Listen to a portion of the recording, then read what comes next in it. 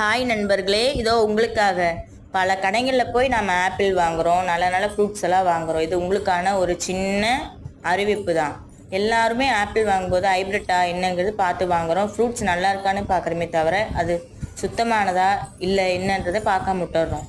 அதனால் ஒவ்வொரு ஃப்ரூட்ஸ்லையுமே பாருங்கள் எப்படி இன்ஜெக்ட் பண்ணி நமக்காக கொடுக்குறாங்க ஆப்பிள்னு. யார் எப்போ என்ன வாங்கினாலுமே பார்த்து கவனமாக கேர்ஃபுல்லாக வாங்குங்க.